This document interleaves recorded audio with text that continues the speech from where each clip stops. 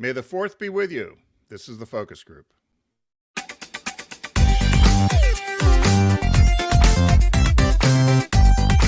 They're all business, except when they're not.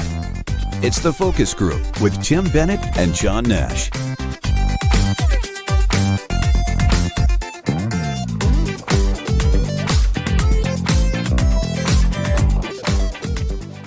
Hello, everyone. Welcome to the Focus Group. Tim Bennett here, as always, with my good friend and co-host, Mr. John T. Nash. We are in our 15th year of doing this show, almost under our second decade. We could be Ellen DeGeneres. Ellen DeGeneres. 4 more years we'll be like Ellen, Yeah. who hung her show up this past week, which will air on the 26th. So thanks for joining us. We are the Focus Group with Tim and John. You can find out all about us at focusgroupradio.com. You can download all of our programming there, including our podcast, which is TFG Unbuttoned. You'll also see our sponsors there, and particularly for this show, Deep Discount, who has been with us for quite some time. So just click on their logo and start shopping away and find all of the great media that they provide. So how are you, Mr. Nash? I'm doing good. We're in May. Here we are. And it's May the 4th. As you know, you mentioned on Unbuttoned on Tuesday. It's a made-up holiday, yes, because it's May the 4th for Force Be With You. But naturally, marketers have taken this to the whole another level. You can buy May the 4th merchandise, as a matter of fact. Really? Yes, there's like special dolls, and you can get little baby Yoda. You can get Lego kits. Wow. What kind of lighting are you using at your house? You look different on the you have a glow to you, or is it a different room? Do you have a ring light? I have that light that we always had, that little square one, the cube. But I have this, I have lighting in the kitchen and behind me, and somehow that does the magic. I don't know why. But I have to admit that I don't. Did you walk around and try to find it? Or did you say, where do I look best, Bob? You know, this is going to sound stupid, but we got our new laptops, right? And I know that the camera in the laptop is 1080p. It's good quality. And I just was determined to set up, be able to set up anywhere so that that we could do this. And I'm just set up at the kitchen counter. So are you looking at your laptop? Then you're not looking at a big monitor. No, I'm looking right at my laptop screen. Yeah. And you can still read. Well, when I switch to the things I need to read, it looks like I'm, a teleprompter. So you're like Senator Byrd, where you would have 3 or 4 words. 4 words to a page.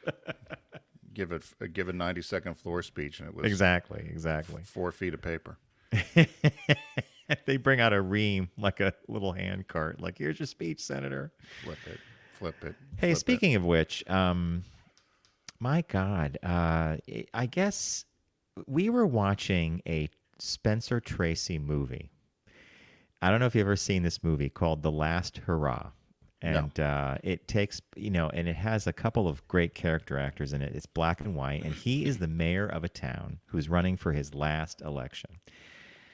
And he's hated by some guy who wants him out of office, the whole thing. So he has his nephew in, who's played by Jeffrey Hunter. And listeners will know that name as the original Captain Pike on the very first pilot for Star Trek. Anyway, Jeffrey Hunter was a handsome young guy.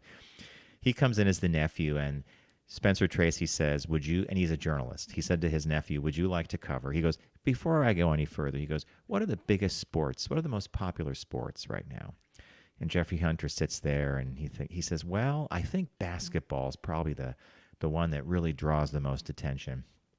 And Spencer Tracy holds up his hand. He goes, nope, it's politics. He goes, politics is the biggest sport around. Bob and I are watching this. We watched about half hour of the movie. Our mouths are on the floor because everything that's happening in the movie is exactly what we see in politics right now, this bloodbath of going after your opponent, of doing this.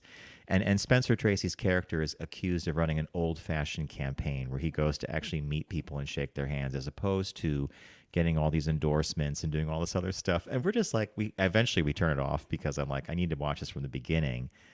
But I was like, nothing's really changed. No. Is that possible? No, they always, even if you watch any of the old, from the 70s, so I guess they would be old, the monologues from like Johnny Carson or any of those shows at that time, they all go right after politics and how hypocritical it is and all the other things that go with it. So maybe it's just the same. It just ratchets up and the speed with it. Yeah. Social media gave us the speed of just insane crap going on, right? Right. It's the speed and it's the constant. You have to feed the. We never had a 24-hour news cycle. No, we didn't grow up with that. No. I mean a 24-hour news network when we were growing up. You saw the news at 6:30 or 7 o'clock, and you heard it on the radio on the hour, but there was not this nonstop. I mean, if you listen to some of these, if you leave any of them on, whether it's Fox or CNN or MSNBC for the day, Mm-hmm. it's if you have it on the background, it's the same stories. Just and each new person comes on at the top of the hour and rehashes the same thing. So Yeah. it can be tiresome. So are your allergies kicking in with you with this spring I'm season? taking my Claritin, and I don't want to jinx it, but at this point in time in the last several years, my eyes would be going crazy. Like I'd have to wake up, put eye drop, like Panadol or whatever. I forget what the name of that now available over the counter eye allergy drop is. I don't know. Maybe they're going to kick in any minute now. It's going to be the pine trees or who knows what. But normally by May, I'm suffering with eye stuff, but it's not happening. And I'm wondering if this is the magical thing. My doctor once told me, I need to research this. So I don't want to, it's not like fake science. I don't know if it's real or not, but he once said to me that our bodies readjust our histamine system, which is the histamines are how we react to allergens, every 7 to 8 years. So you could be allergic to cat dander for like 8 or 9 or 7 or 8 years, and then magically you might not be allergic to it. Maybe the same thing happened with my eyes. Who knows, right? I never heard I'm of hoping. Fingers crossed. Wow. Wow. On that happy note, Mr. Nash, what caught your eye this week? What caught your eye? Here's what Tim and John found. This is in honor of you, Tim, and in honor of stuff we used to do when we were in the studio and we did samplings and we would talk to, we would pick our favorite this or that. And it's basically this. The $4 Aldi dessert I bring to every single party I'm invited to. So I found this article, and a woman wrote it, and she loves to bake and stuff, but she says in this article that she's a big fan of, baked goods and making it. But she has a secret shortcut up her sleeve. One of her favorite desserts is a store-bought treat that costs just $4. What is the secret? Goodness. Aldi's Dutch Apple Pie. So she said, last holiday season, I tasted my way through Aldi's pies, and I was completely blown away by this particular one, the streusel-topped sweet. Thankfully, apple pie knows no season and is just as welcome on a table in July as it is in November. And she's got a point there, right? Wow. Sure, you can buy apple pie year-round in the freezer cases and bakery departments of most major grocery stores, but Aldi's Dutch apple pie is super special. It all starts with the crust. While many other store-bought pies have a pale, soft pastry crust, Aldi's crust is golden, flaky, and buttery.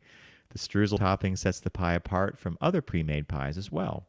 This streusel, tumbled on top of the fruit filling, has contrasting crumb sizes with the cinnamon sugar flavor that could certainly pass for homemade. And then there's the filling, the part of pre-made pies that often prevents me from falling head over fork at first bite. Aldi's apple filling is packed with sweet and warmly spiced, crisp, tender apples. It's magical. It's the closest thing to a homemade slice of pie she's had. So she recommends that if I you need do to go buy that. I'm literally, Tim, we have an Aldi upstate, and I haven't been in a while, and I am now hell-bent on finding the Dutch apple pie. So she said that you could also play the following game.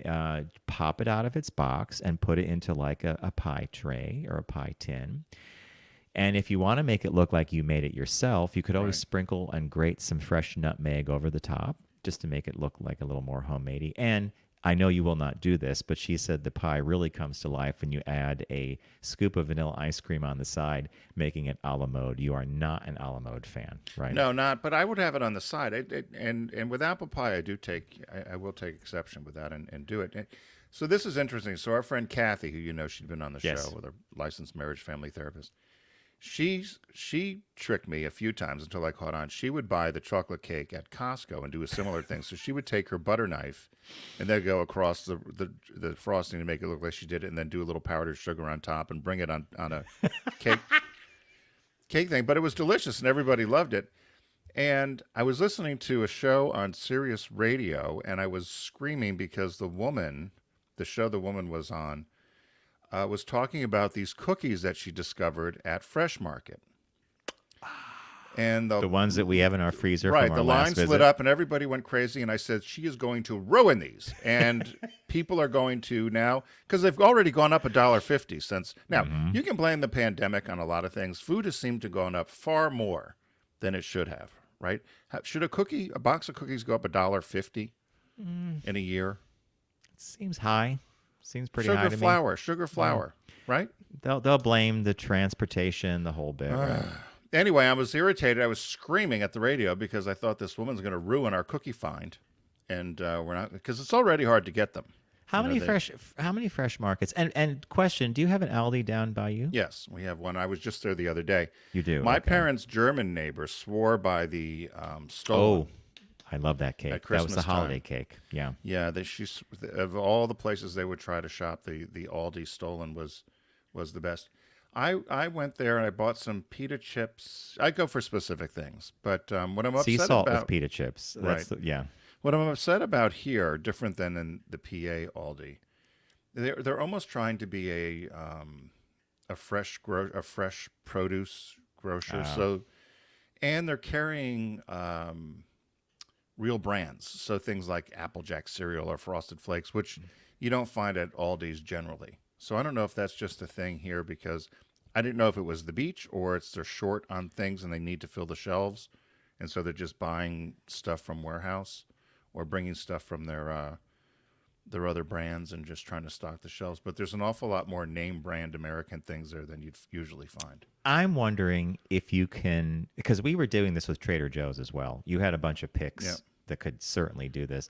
I'm wondering if you go and you buy like 2 or 3 of these apple pies, if you freeze them, if you could just have them, and then someone says, "Oh, come to dinner on Thursday." You take the pie out a day ahead. You put it in its own pan. I don't know. I love the idea. I just thought this was a fun little whimsical thing, and I love when people discover, air quotes, discover Aldi. Right? Hey, it's a great thing. It's funny. I was reading a story I almost used about the McDonald's apple pie when we remember were those kids. in the little boxes. Yeah, and they said, if you hadn't scalded your mouth and had a piece of your gum hanging after you bit into it, you didn't live. But they had stopped. They said everybody had complained that they've changed. They're not the same anymore since they started baking the pies. They used to deep fry them in the fry Oh yes, fry that's vat. right. That's right. So everyone still complains how they don't taste the same anymore. Except you can still go to Latin America apparently in some places, and they still put them in the deep fryer. Okay. So if you're looking for a pie, you can do that. So my story couldn't be 180. 180. Yeah, it couldn't be any more different. I saw this headline for this woman. Her name is Cynthia Plaster Caster, and she's dead at 74. She's an artist who captured rock stars' privates. I love this. When you sent this over, I couldn't even believe that this existed. So continue. Yeah, Sorry. So her name is Cynthia, and her nickname Plaster Caster. Albritton, an avid music fan, she became famous in the 60s and 70s for her plaster casts of rock stars' erect penises. Says she died after a long illness. She was 74 in Chicago. She proclaimed herself a recovering groupie, and she was a native of Chicago's South Side, and she launched her plaster casting career in Chicago around 1968 after meeting Frank Zappa. And at the time, she was 20 years old, and she asked if she could take a imprint or a cast of his penis, and he thought it was funny. And he thought she was visionary and creative, he said. And he initially declined the offer, but he said, "I know someone who will." So Jimi Hendrix came over, and she met him. It says met him, in quotes, at the Chicago Hilton Towers. And that was her first cast. And it's one of her favorites. And if you're watching the show, you'll see the cast of Jimi Hendrix unit. And she eventually moved on to also doing breasts of female artists, as well as doing famous directors that she would find. And she was trying to figure out, they said, what she would do. She had a little black case and a little black carry case, and it was tagged Plaster Casters of Chicago. And she'd arrive backstage at some of these concerts or hotels with a ready-made pitch. And they said she was adorable, how shy and sheepishly she would ask if they'd like to join her collection. And she said she described the casting experience as usually the beginning of a very great friendship. She said, I really like. I'm sure of that. Yeah. Yeah. She said, as it might sound, she says these people become family, and it's really all about the music for her. But this was just an added honor for you to have the cast, have her cast your penis. She used, she was trying to figure out what would work best, and she used dental molds to make the substance. And so then you'd stick your unit in this thing. A lot of people, they said, had a hard time maintaining an erection. She talks about a couple of those guys. And so if you had a hard time with an erection, she said sometimes it didn't come out so good. But she'd put them in there. Like, you ever get a mold of your teeth? Yeah, it's the pretty same quick, sort of stuff. yeah. And then it would cool, and she'd peel it off, and then she would have... Now, I saw somewhere online they actually do have this kit that you can do that to give to your loved one. A cast of your unit. So, she ultimately, after she did Jimi Hendrix, she had cast the band Loverboy, Public Image Limited, Jesus Lizard, the guy from the Monkees, John Lankford. She said John Lankford was cast in 1988. He had a very tough time maintaining an erection. So he asked his girlfriend at the time to mimic the sounds of sesame seeds cooking at a wok. That is kind of weird, but okay. So Caster Plaster says he loved that smell, and that got him totally worked up, and he was able to do the cast. So she's got a lot of good little tidbits there, huh? Yeah. So tragically, she wanted to put so she had 25 casts that she thought were pretty good.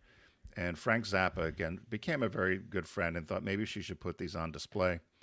So they said... while this was all going on in the 70s, Gene Simmons from Kiss and a few other bands had actually immortalized her. One song was called Plaster Caster from the Love Gun album. And oh my God. So she wanted to show her collection, but her house was robbed.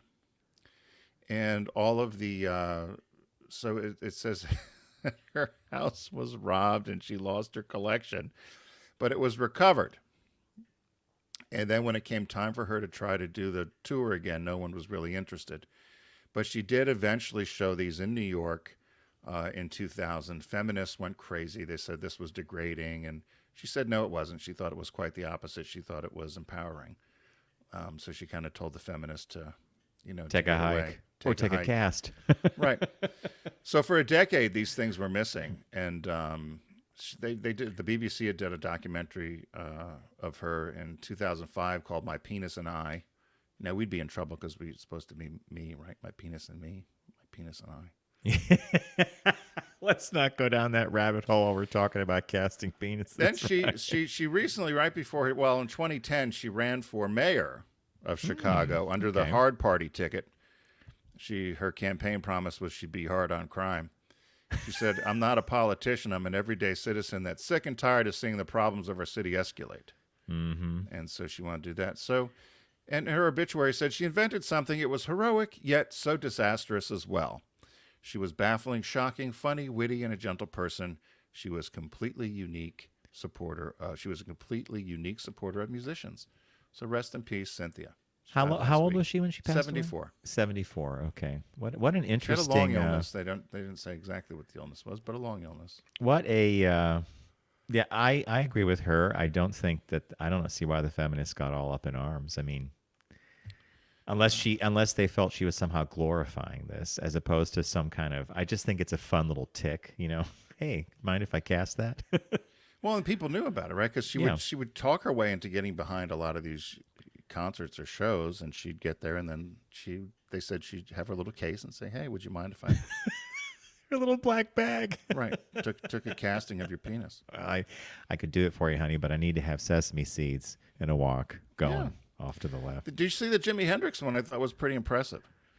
Yeah, I saw that on the the one you provided, the picture you provided has the base that says Jimi Hendrix. But if you look at the collection, if you do a little Googling, you could see more of them, and they're funny. My God. Well, the funny thing was, if you do look at them, the ones that are bent, that are they had trouble getting into the molds, and she laughed, and she'd say, oh, that was so and so from the Monkees. If you're watching on YouTube, there's one as you're looking at the picture. There's one directly to the left and it's very curved. Yeah. You gotta wonder, right? Yeah. So Yeah, so it was her birthday. So good for her. So, as many of you know, maybe you could see the documentary from our friends at Deep Discount. Deep Discount has been a part of our show here for quite some time, and right now they've got is it a 4K sale? 4K HD. Yeah. I'm trying to, as I'm talking, there it is. I'm trying to pull up my 4K HD sale. Full 4K Ultra HD. So folks, this is like above Blu-ray. And it's approaching cinema quality. You know, Wow. One frame of film has a lot of data in it. And for years, when we saw a DVD or a VHS, we saw a pretty kind of garbagey version, even though they look great. I mean, when you say 4K or Ultra HD on Right. your 4K TV, you'll be blown away. It's gorgeous. I don't think I've ever seen. Do you need a special player? You do, and they're all backward compatible. So if you get like a Right. 4K or HD, it can do Blu-ray, it could do DVD, it could read CDs for audio purposes. But if you've ever seen one of these, a disc playing, you'd be like, "Wow!" It's jarring. Wow. What did you see this week? Well, I went with a film that really deserves the 4K treatment, and that's Stanley Kubrick's 2001: A Space Odyssey. And this is funny because last week, one of the things that caught Tim's eye was the axe that Jack Nicholson dragged around in the movie The Shining, which was, in fact, a film by Stanley Kubrick. 2001 is one of my absolute favorite science fiction films. I think it's fair to say that it pretty much created the look of the future. And, he worked on it with Arthur C. Clarke. The movie is historic, right? It's Keir Dullea, is Dave Bowman.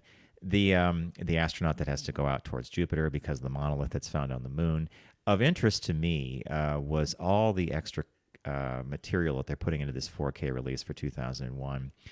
A bunch of documentaries, a bunch of how they made the special effects, interviews with Stanley Kubrick. And for me, this is the kind of thing, like sometimes Bob and I watch our favorite films and we put the director's commentary on, Right. which I always find really fascinating because they really dissect scenes and they tell you what actors did. But with 2001, I think you're going to get a real treat if you go and you get the 4K HD version. It's going to sparkle. Sparkle, Neely, sparkle. So I picked Philadelphia. They had a Classic. 25th anniversary edition. So obviously Tom Hanks won the Academy Award for Best Actor, portraying Andrew Beckett, a successful attorney stricken with AIDS, and Denzel Washington as his attorney.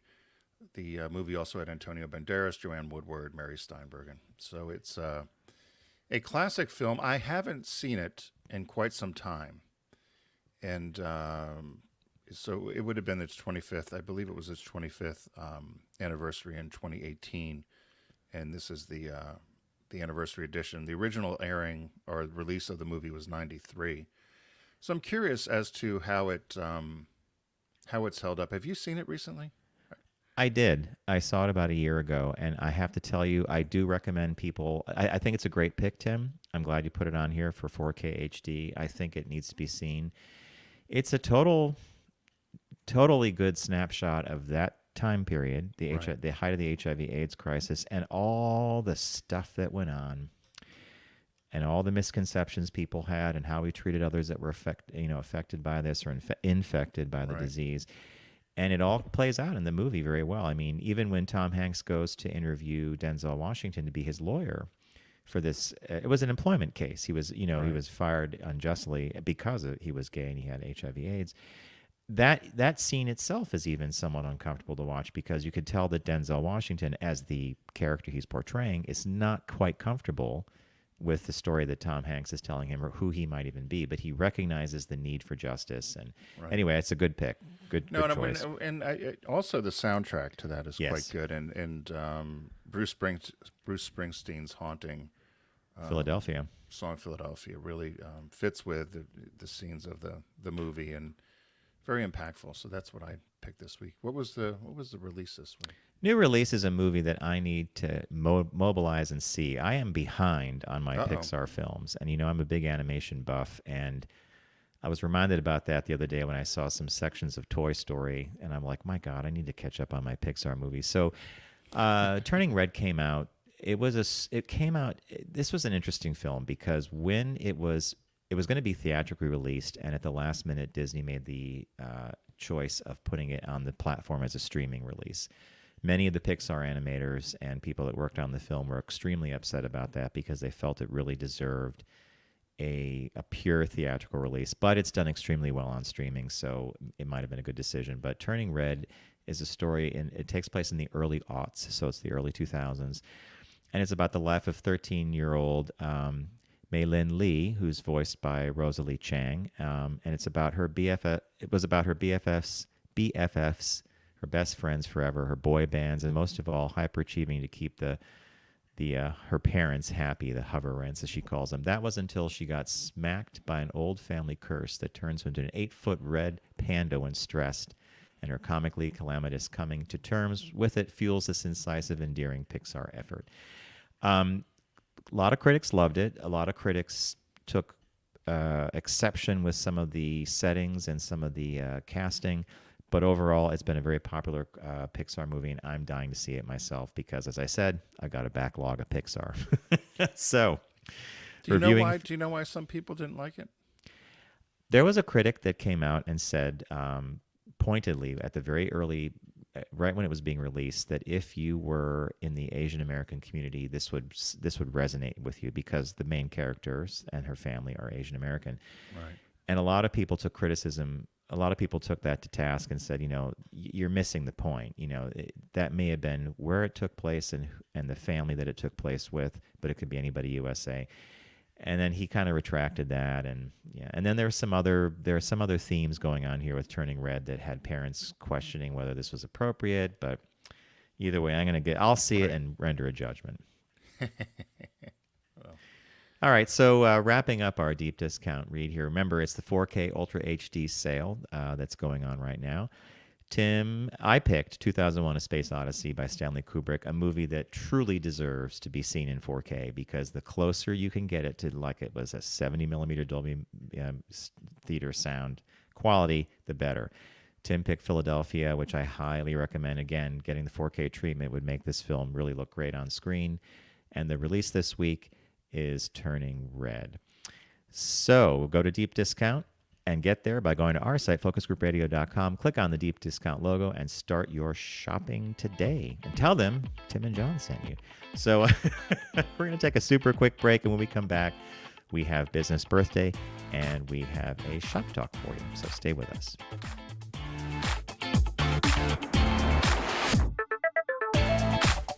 You're listening to The Focus Group with Tim and John. Learn more at focusgroupradio.com.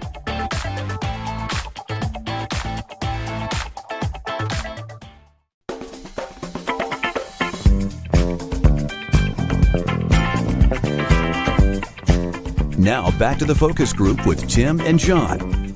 Available pretty much everywhere.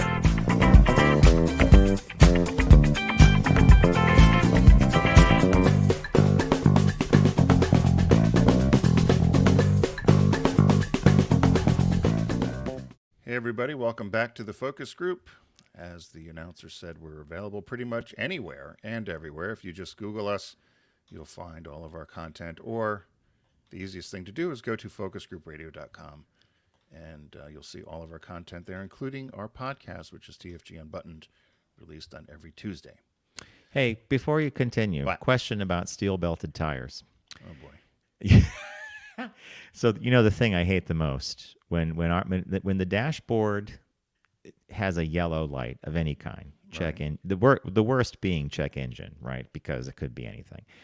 But the air pressure came on for that front left tire, which is exactly the same tire that we had trouble with before our first attempt to go to Rehoboth, when you guys had like 16 inches of snow and we had nothing.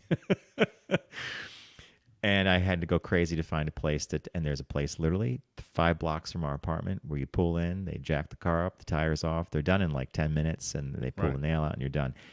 So I thought it was the same tire because that light came on. And we were on our way up to the house, and we pulled into some place called Briarcliff Manor, put air in. Didn't give us a problem until the very next day when the light came on again, because I always reset the system. And I was explaining to Bob that the reason that you could do this is because steel belted tires, like, so if a little nail goes in, it's not like a calamitous thing. You have to get it removed at some point because it causes a slow leak, but it's the steel belting that preserves the tire, right? Yeah, perhaps. Yeah, it Oh. depends. Did you get it fixed, the tire? I'm going this afternoon. I'm going to pick up the car and go down to that little spot because upstate, I thought it would be so easy to find a garage that would pull the nail out. I asked around. We went to the Walmart of all places, the Walmart Auto Center, and the guy came out and told Bob, "We can't get the lug nuts off your car because with Audi and VW, they use a special PSI. The wrench that takes them off has to be more powerful than the one they had." This was news to me. I thank you, Tim. Yeah.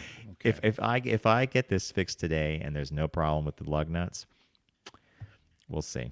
No, there's going to be no problem with the lug nuts, for God's sakes. I mean, That's the what do second they Walmart think? problem. Remember the first time I went and I had to have a tire replaced and they said you need to have all four done. Oh, and I yeah. call you up and you were like, you do not do that. You don't No, need to do that. That Yeah. was crazy. I wouldn't have gone back there for that reason. if they Well, did that to was you. the only option. And here for me, I thought New York would be the hardest place to have a tire fixed. Turns out it's one of the easiest places. There's no to have. tire shops upstate? There are, but they're kind of like here's another example. What was it? Mavis Discount Tire. I went in there to have a bolt pulled out once. The guy brought me back. He said, "We need to tell you about a big problem with your car. Your rotors need to be cleaned. The brake here we rotors." go. Yeah. I had it done. A week later, I go to Jiffy Lube to have the inspection done on something else, and I mentioned the rotor thing to the head mechanic there. He shook his head, and he actually said, he goes, "You must have been down the road at Mavis Discount Tire." I said, "How'd you know?" He goes, "That's what they do. They upsell you." He goes, "Those rotors are supposed to look like that. They get dirty." He goes, "They're fine. They're rated for 100,000 miles or something like that." Yeah, so I don't like getting taken for a ride. No, But I've been taken for a ride. Yeah. No, well, that's what happens with a lot of these places, and they do take advantage of people. But I'm surprised. Are you sure it's just not the change in temperature with the tire? Or it's just that one tire? It's just the one, and it's Yeah. a different one because between the time I had it repaired or had the nail pulled out and this incident, the wheels were rotated and balanced, so it's a different tire. Yeah, there might not be anything wrong with it, but who knows? No, every day successively, it would hold the air Go and down. then the light would go on, but it's not noticeable, so it must be a tiny nail. Well, Did you who panic, knows? John? Nope. This time I did not. This time I was like, Bob, You know, look it but- up, look it up, look it up, look it up. Get off the exit, get off the exit. yeah, but actually, Bob recommended Briarcliff Manor. They have a really great station there, and I like the air. I didn't panic, but I've told Bob in the past that tires are the one thing you don't screw around with. It's the point of contact that the car has with the road, and you just don't want a problem with that. You just don't want a problem. Yeah, I'm sure. And as I'm saying it, some car drives by. It looks like it's being held together by duct tape, and I'm worrying about. Well, I'll be curious to see if there's a leak in it. Maybe there is a slow leak, but Yeah. they'll know it. They'll know right away when they put it in the water and see if there's any air bubbles. So, all righty. So our business birthday today. Everyone does celebrity birthday greetings, but the Focus Group is the only show in the universe that celebrates business birthdays. Happy 83rd birthday to Mannie Jackson. He was born May 4th, 1939. He's the chairman and owner of the Harlem Globetrotters, whom he played for from 1962 to 1964. His claim to fame, aside from being chairman and owner of the Globetrotters, was he was the first African-American with a controlling ownership in an entertainment organization and international sports team. I was unaware of that. And he's been heavily recognized throughout his career, including the acknowledgement as one of the nation's 30 most powerful and influential black corporate executives, and one of the nation's top 50 corporate strategists, and one of the 20 African Americans of high net worth entrepreneurs. So started out very, very humbly, was born and lived in a boxcar in Oh, my Ilmo, God. Missouri. Are you serious? Yeah, he was raised in great poverty with as many as 12 family members living in this boxcar. The family moved to another area of, so they left Missouri, went to Illinois. His dad worked for a General Motors plant during the day, and at night he tended bar at an exclusive country club and was also studying to be a teacher. And so he was trying to do all of these things. And as Mannie says, here's this guy who came out of the military after the war, had 3 kids, worked 2 jobs, went to college, and did all of this for the most part with a lot of the racism and things that were going on, but he never lost his drive.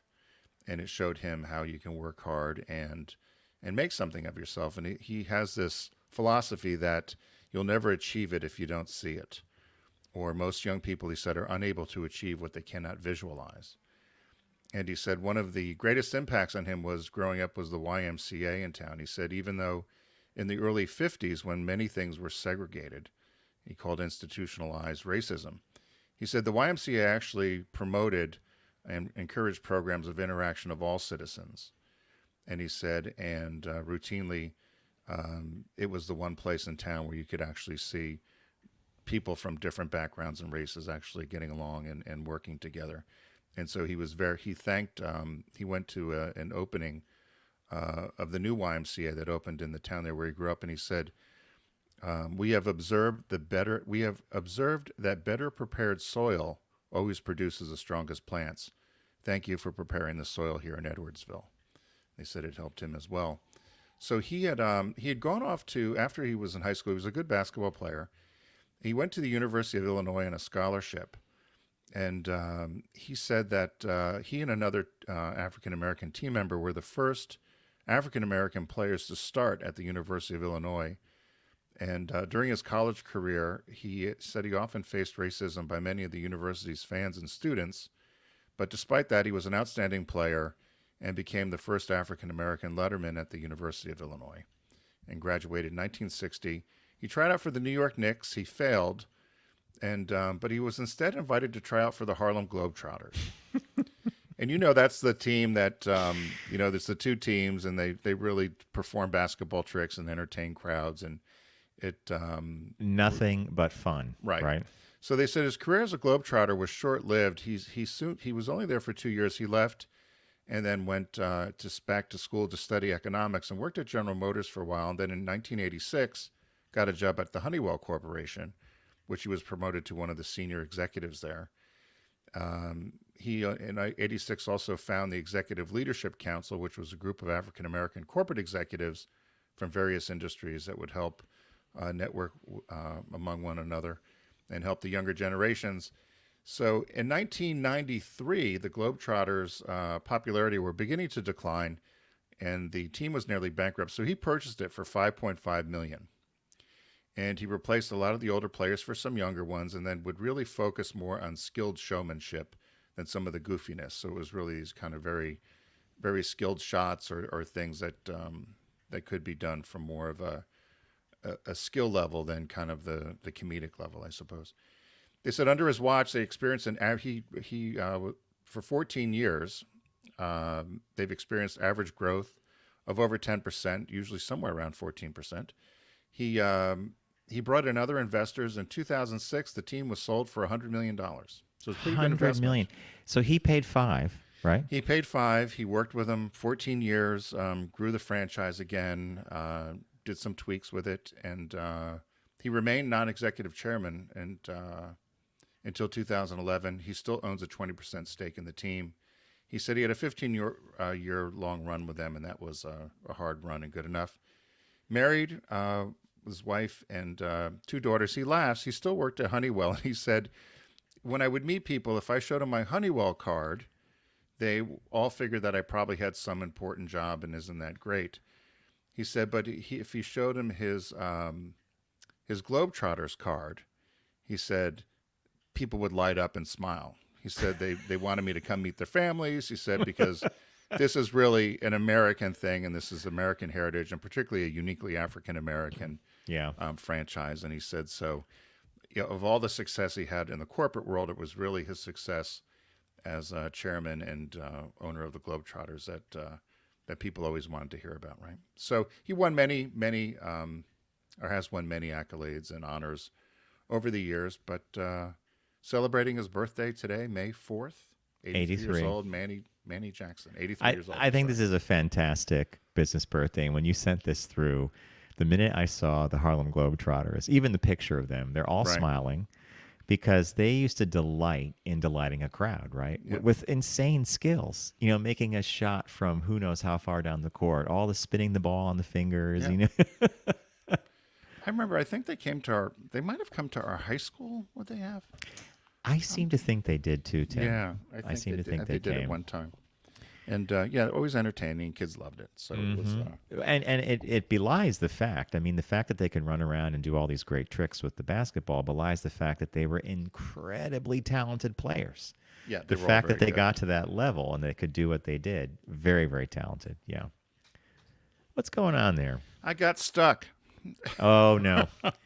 Yeah, you might notice if you haven't watched the video My for a while. cord is stuck. I got to stand up and move it. Yeah, go ahead. That Tim and I were we used to, for a while, we had a reprieve from wearing the headphones, the cans as we call them. And we were using our AirPods. They just don't give us the same feedback. We don't hear ourselves correctly on the microphones. And so we went back to the cans. People and said my voice was low or not heard. And the cord that the headphones has, it's like 7 or 10 feet long, and it always gets wrapped in the wheel of the chair. I know. I'm always afraid I'm going to break it. Yeah, well, yeah. So our shop talk today, this is more, I don't want to say it's an opinion piece, but it was sort of funny, and I it popped up, and it said, the headline was, "What occupations have the highest proportion of gays?" Mm-hmm. Which I just looked, gays. And so it was Redditors say. So they this was from an article. It was originally posted, I believe it was on either the Pink News or LGBTQ Nation or Queerty, one of these. Queerty, I think it came from Was that where it Queerty, was? Yeah. And they had asked the readers, Redditors, what they felt, stereotypically, what occupations they thought had the most gays in them, and comments that came from it. And so there's a number of jobs. And some of them I scratched my head at. Some of them, they're stereotypical, and so, were expected. So you want to announce the first one, Mr. Nash? Yes, and this is the one you probably didn't scratch your head at, right? And it's flight attendants. And I can attest to this. And I know many people in the industry, and they enjoy the career. And to give you a sense of that, I don't know if I've told this story before. I think I have. I was flying to San Diego once for a business meeting, and the airport in San Diego is in the middle of the city. The plane has to descend very quickly, and depending on how they repressurize the cabin, I would get these ice pick headaches, like a nail was going through my head, just like the tire on the car. And we land, and we had a steward. I was flying first class. We had a steward in first class. He was definitely gay, very polite, very fun. And as the plane is taxiing and we get to the gate, he comes out with a bottle of wine wrapped in a napkin, and he says, "This is for you, Mr. Nash." He said, "I noticed you had a really rough landing. You were drinking this at dinner." I was like, "Oh, thank you very much." And the guy next to me says, why don't I get a bottle of wine?" And the attendant says, he goes, "Because you're not gay." Now, why do you think the attendant assumed you were gay? Oh, yeah.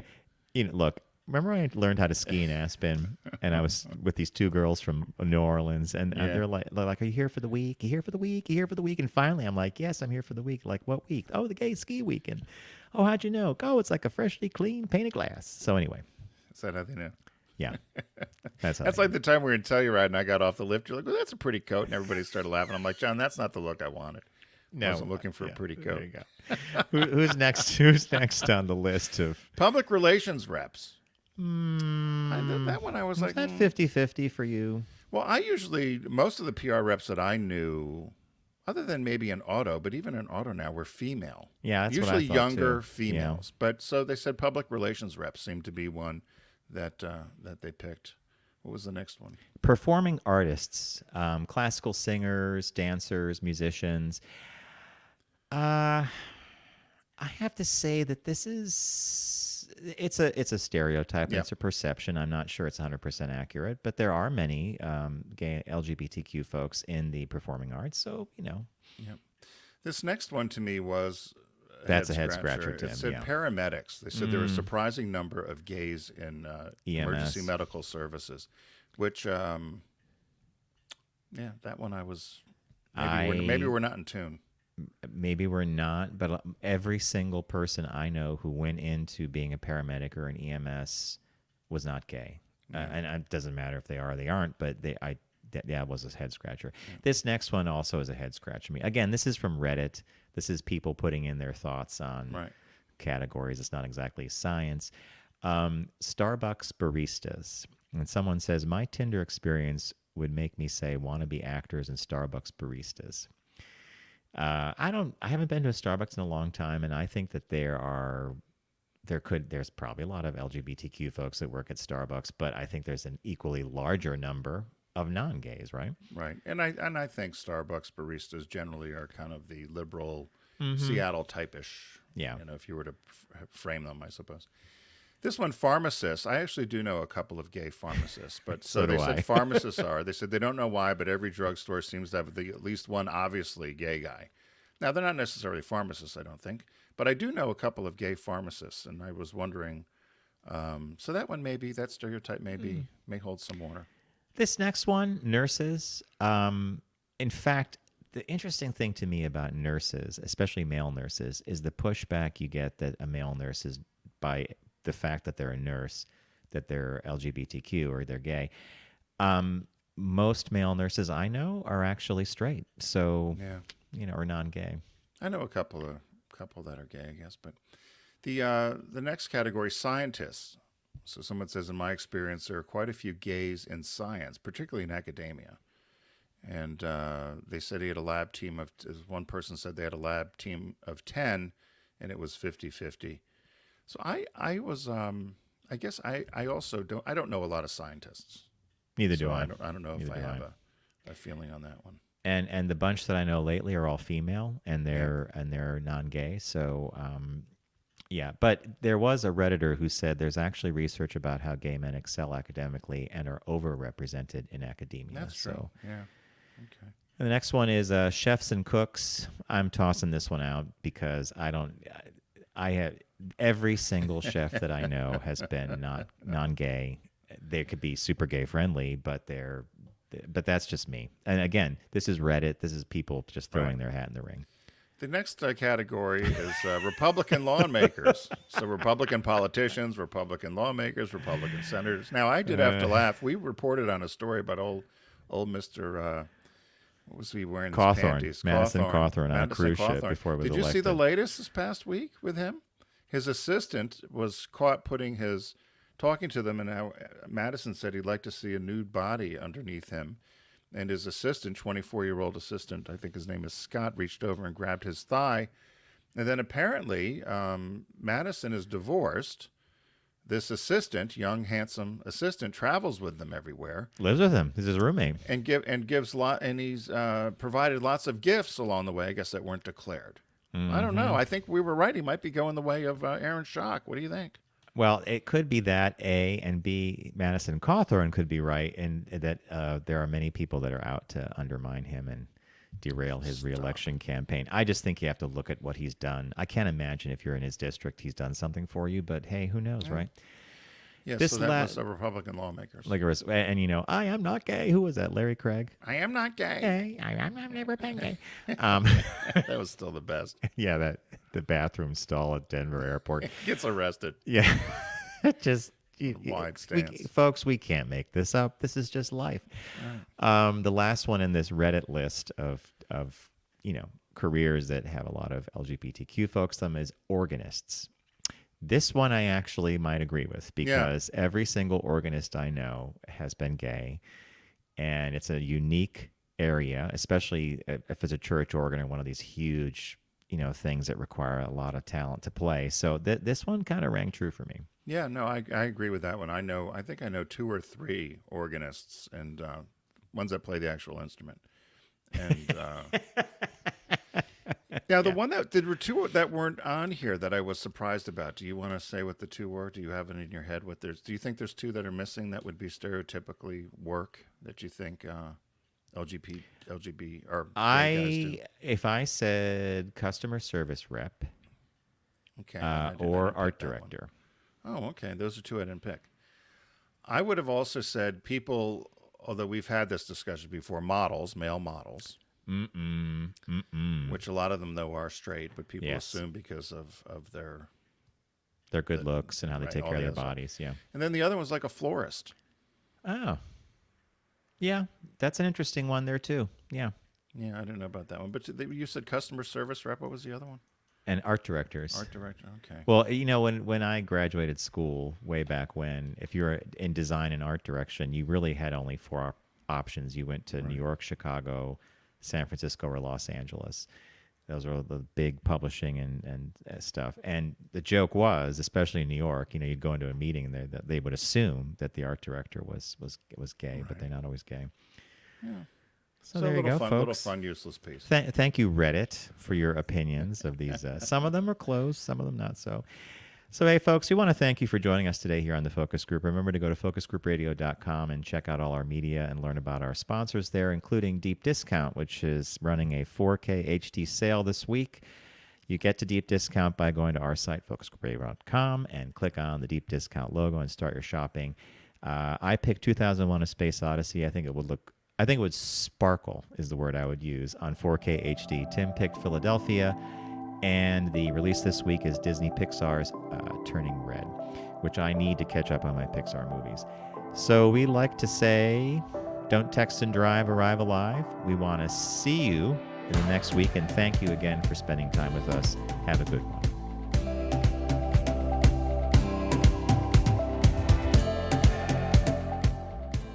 It's the Focus Group with Tim Bennett and John Nash. Accessible on all platforms. Subscribe, like, and rate us on your platform of choice. Learn more at focusgroupradio.com. That was a stunning focus group.